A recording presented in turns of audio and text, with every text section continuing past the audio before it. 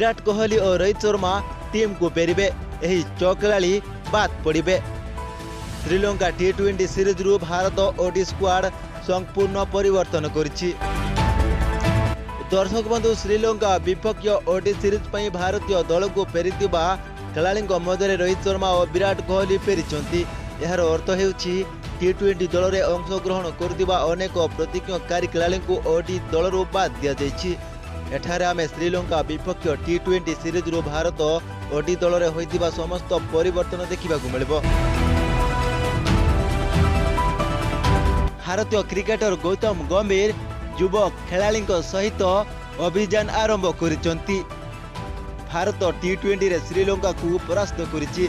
3 match विशिष्ट series रे 2-1 अग्रणी हासिल करथिबारु आयोजक मानक पई भारत अत्यधिक गरम थिला।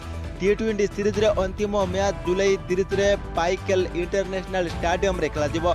अगस्त 4 एवं 7 रे मैच सह अगस्त 2 रे आरंभ हेबाकु थिबा ओडी सीरीज पई दल कोलंबो को जिवो। गौतम गंभीर प्रायतः विभिन्न फॉर्मेट पई अलगा दल पई अकिलाती करंती। आगामी सीरीज पई ओडी दल रे बहु सीनियर युवक दल को फेरिबे एवं किछि युवा तारका वंचित हेबे। रोहित शर्मा एवं विराट कोहली टी20 रु अवसर नेतिले किंतु एबे प्रत्यावर्तन करिबे। जेतेबेले टी20 सीरीज रो अंश विशेष हार्दिक पांड्या एवं संजू सैमसन भली खेलाड़ी माने ओडी रे नाहंती। मोट उपरे 6 जन खेलाड़ी ओडी दल रे खेलाड़ी को स्थान बदलैबे। यशस्वी जायसवाल, रिंकू सिंह एवं संजू सैमसन भली खेलाड़ी ऊपर यह टिके कठोर। जो माने फॉर्मेट रे भारतीय श्रेष्ठ खेलाड़ी हेबार अनेक संभावना दिखाई तथापि आईसीसी चैंपियन ट्रॉफी धाड़ी रे रहिले यह भारतीय क्रिकेट हितरे सर्वोत्तम। वरिष्ठ युवक माने दल को फेरती तथापि सीनियर माने सेमानक स्थान ग्रहण करि पारंती नहीं कारण युवक माने बार उच्च करि सारिचंती एवं जदि सीनियर मानकु दल रे निजर स्थान बजाय रखिबाकू पड़िबो तेबे सेमानकु प्रदर्शन सहित दल रे निजर स्थान यथार्थता देबाकू पड़िबो।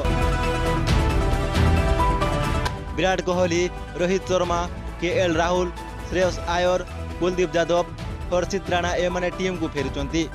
यशस्वी जायसवाल, हार्दिक पांड्या, सूर्यकुमार यादव एमाने टीम रु बाद पड़िचंती। तो जानिनेबा भारतीय दिनकिया मैच रो प्लेइंग 11।